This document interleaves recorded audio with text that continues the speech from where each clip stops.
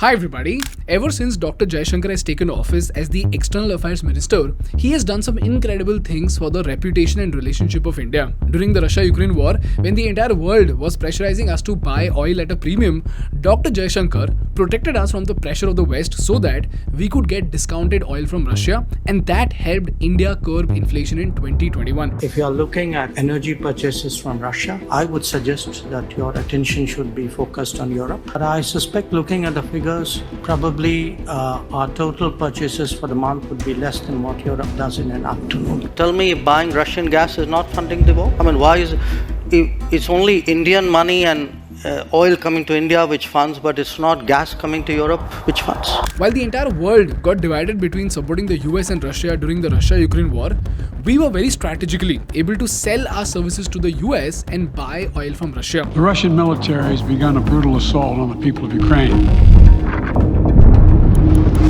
Without provocation, without justification, without necessity, this is a premeditated attack. He's attacked a friendly country without any provocation. Nous appuierons l'Ukraine sans hésiter et nous prendrons toutes nos responsabilités pour protéger la souveraineté et la sécurité. While Beijing didn't openly support Moscow in its invasion of Ukraine, Europe has to grow out of the mindset that Europe's problems are the world's problems, but the world's problems are not Europe's problems. So we were literally in the sweet spot of world trade without getting sanctioned.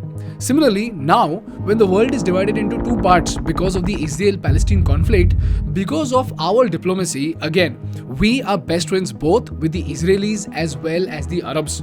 Now, 99% of India only knows up to this point, but what they don't know is that this diplomatic non-alliance strategy, even during the most critical times, has given India a golden instrument of growth.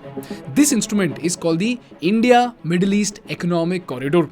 To tell you about it, in September 2023, in the G20 summit, India, US, UAE, Germany, Italy and EU, we all came together to sign an agreement that will put India at the center of world trade. Global leaders announced a historic economic trade route. आने वाले समय में यह भारत, पश्चिम Asia और Europe के बीच economic integration का प्रभावी माध्यम होगा. And the upcoming economic corridor is being built as an alternative to China's BRI. And this agreement is so crucial that all leaders across the world, from Mohammed bin Salman to Netanyahu to even Biden, have addressed this corridor as a crucial instrument of growth for the world economy.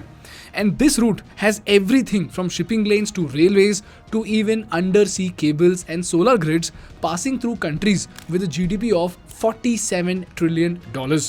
And cherry on the cake, this is perhaps the best strategy for us to counter the rising power of China. This is one of the most important contributions of Dr. Jaishankar and his diplomatic mastery over international relations.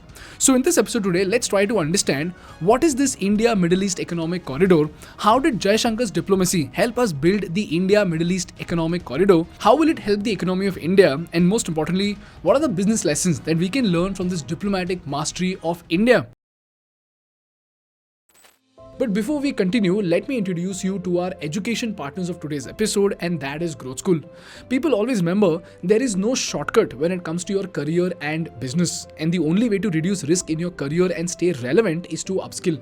And one such skill is using artificial intelligence. If you want to stay ahead in your career game, you can learn AI, and that too for free, with this 3-hour workshop on AI and ChatGPT that is being hosted by my dear friend Web of Sisinthi this week. Usually it's a paid workshop, but especially for thinkschool viewers, it is absolutely free. And the best part is that the first 1,000 people who register for it will get a bonus worth 5,000 rupees, which includes a list of 50 plus epic AI tools of 2024 and the prompt Bible with 200 plus prompts that will change the way you work in your profession. You can use AI to analyze vast datasets from Excel in seconds, make PPTs in just a few minutes, and even look for a job, get salary hike and promotion in your company. Over 1 million people across the globe, including me and my team, have attended this workshop where we derived an insane value, created our personal AI assistant, and did our tasks 10x faster. So whether you are a tech or non-tech professional in sales, marketing, HR, operations, or even a founder or freelancer, this workshop will be extremely useful for you. I've left the link in the description, so go and check it out. As usual, let's start with the basics. You see, the EU and US are India's biggest trading partners, and we trade more than $100 billion worth of goods. And as of now, our trade happens through a single shipping route. This route is none other than the Red Sea-Suez Canal route. And here's where there is a big problem. So if a cloth manufacturer in Mumbai wants to send his products to Greece, he would load his goods in a ship at JNPT port, and then this ship would pass through the Arabian Sea, get into the Red Sea via Bab el-Mandeb, and then it would cross the busy Suez Canal to get into the Mediterranean Sea. And finally, it would reach Europe. This journey takes anywhere between 15 to 16 days.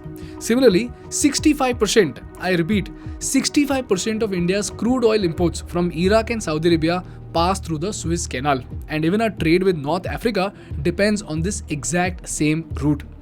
Now, the reason why this is a big problem is because if anything happens to this route, our crude oil prices will skyrocket, our exports will become costly, and the Indian economy will be drastically affected. Because if this route is closed, then the ships will have to go all the way down to the Cape of Good Hope around Africa and then reach India. And this route will add another 8,900 kilometers to the shipping route and 2 more weeks to the shipping time. As a result, the cost of our goods will shoot up and inflation will happen in India. Now you might say, bro, what are you saying? We've been using this route for 150 years now. Then how is this suddenly a problem today? Well, firstly, it is estimated that 30% of the container volumes and 12% of the international trade occurs through this region. So there is a lot of traffic in this single channel.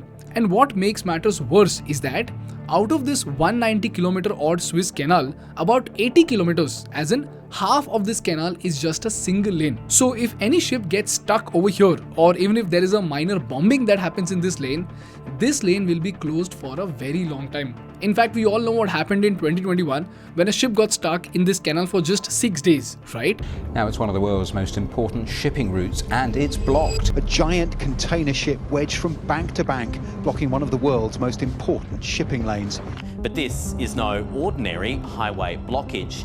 Nearly 19,000 ships pass through a year, more than 50 a day, carrying around 12% of the world's trade volume. Ever Given, which I'm sure you've been following, is 400 metres long, carrying 18,000 containers, and it's been wedged across the canal. So just because of this one ship, a large chunk of the world trade was stopped, there were huge delays and losses to the traders, and insurance premiums went up. As a result, there was a temporary trade crisis, a shipping crisis, and shortage of goods were felt all across the world. So in short, this is a very small and congested route for world trade. Secondly, there is a lot of geopolitical tension in this region, and a classic example of the same is the Red Sea conflict. The war in Gaza has spilled over into the Red Sea, with the Houthis attacking commercial vessels in the globally critical waterway.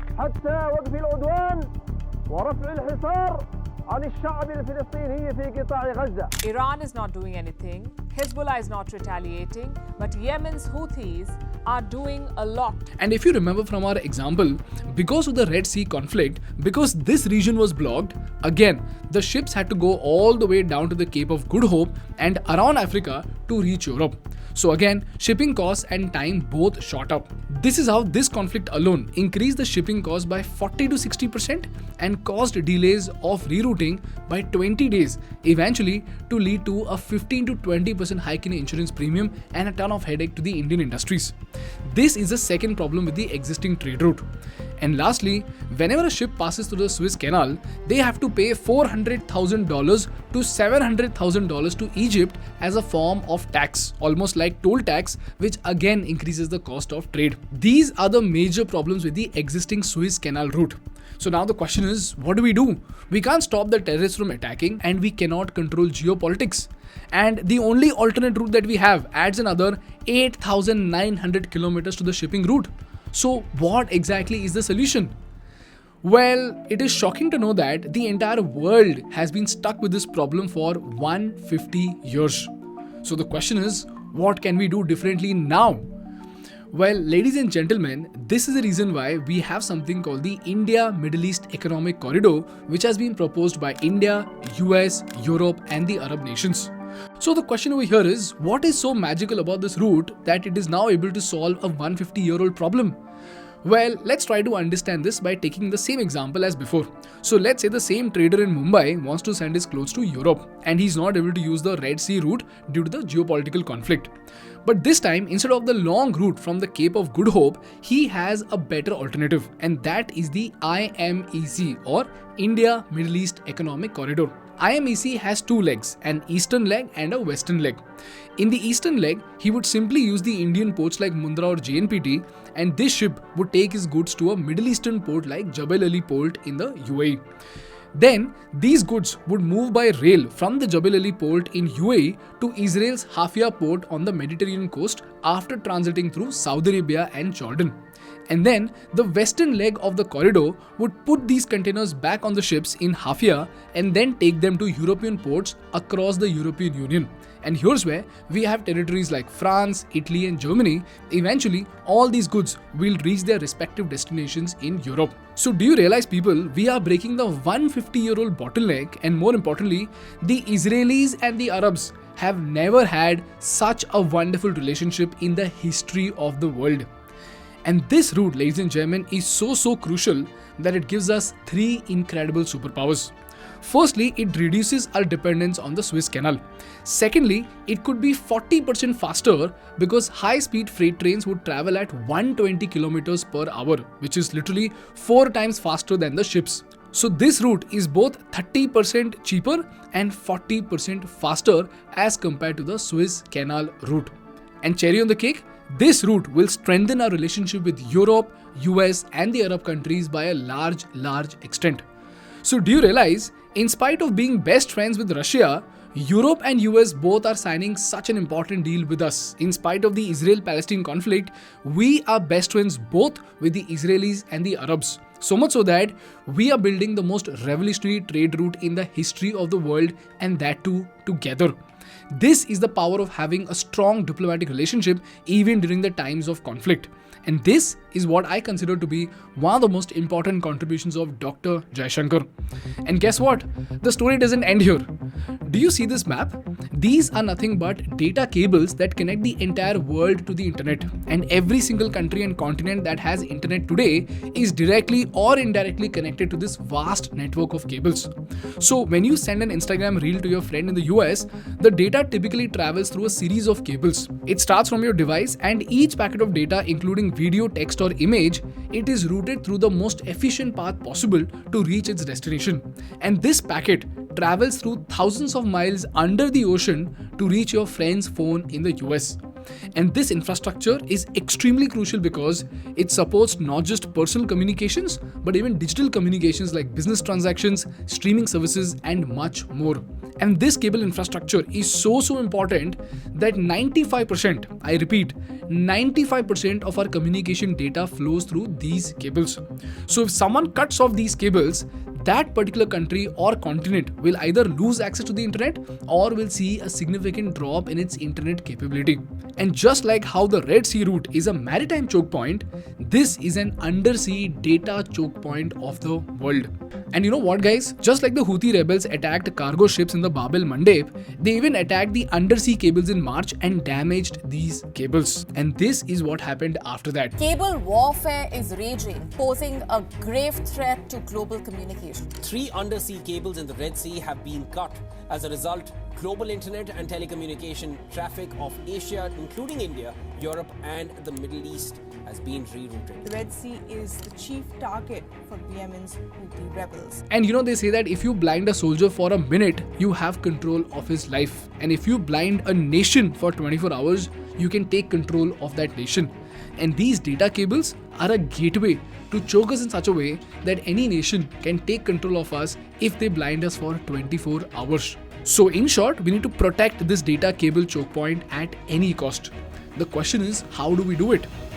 Well, this is where there is a battle between China and the US to capture the undersea cable network. To tell you about it, as of now, American companies have most of the control of these undersea cables. But in the past 10 years, China has been laying its own cables and it's been connecting Europe, Africa and Asia with its own data cables. In fact, by 2025, they aim to have 60% market share in the undersea data cable market. So if you see this chart, there's a company called HMN Tech, which is a Chinese cable company. Their undersea cables are connecting Africa, South America, Pakistan, Sri Lanka, and even other European and Middle Eastern countries. But just like solar ingots and lithium, here, if we become dependent on China, we are literally giving away our lifeline to our rivals. So India just cannot afford to let this situation happen. This is the reason why, again, IMEC has planned something called Trans-Europe Asia Cable System. This is a 20,000 kilometer cable network which will connect Mumbai and Marseille in France. And just like the IMEC trade route avoided the Suez Canal route, this submarine cable will avoid the maritime choke point and go via land through UAE and Saudi Arabia. This is a second risk that IMEC is helping India avoid. And lastly, there's something called the interconnected solar grid and hydrogen corridor. Solar grid is something that I've already covered in our previous case study, so I'll attach the link to it in the description. For hydrogen, we will again cover it in a separate episode if you would love to know about the hydrogen corridor. But as of now, I think it's already information overload, so let's skip it for this time. But long story short, both the interconnected solar grid and the hydrogen corridor will help us adopt renewable energy faster than ever. This is how the diplomatic masterstroke of India is giving us the superpower of bypassing the Suez Canal, is helping us bring down the cost of shipping by 30%, it is helping us bring down the time of shipping by 40%, it is helping us protect our data cables, and most importantly, this route will put us in the perfect sweet spot to trade with the West while holding a healthy relationship with Russia. This is the power of diplomacy in international relations. And eventually, it brings us to the last part of the episode, and that are the lessons that we need to learn from this iconic position of India in world economy. Lesson number 1. Unless a conflict happens in your backyard, it is not your business to be worried about others' problems. In this case, while Russia and Ukraine have been fighting, while US and Russia have been fighting, we minded our own business and did what is best for us and did not align with anyone. Lesson number 2. There is a wise saying which says that in geopolitics there are no friends, only interests, which means international relations are primarily driven by strategic, economic and security considerations rather than emotional affinity. In this case, no matter how much we feel for the people of Ukraine, we cannot align ourselves with anyone, because if we do, we will put our economy at risk and our people at risk. And as much as this sounds brutal, even as entrepreneurs, we need to understand that a business relationship with no economic or strategic benefit is not a business relationship at all. So have healthy relationships, but not at the cost of your business. And this especially applies for those clients who say, do this project for us for free and we will get you more clients with our referrals. And lastly, always remember, diplomacy is the art of telling people to go to hell in such a way that they start asking you for directions. I repeat, diplomacy is the art of telling people to go to hell in such a way that they start asking you for directions. And Dr. Jaishankar is clearly great at it. So the question is, as entrepreneurs, are we mastering the art of diplomacy? Reflect on this question and let me know in the comments. That's all from my side for today, guys. If you learned something valuable, please make sure to hit the like button in order to make YouTube happy. And for more such insightful business and political case studies, please subscribe to our channel. Thank you so much for watching. I will see you in the next one. Bye bye.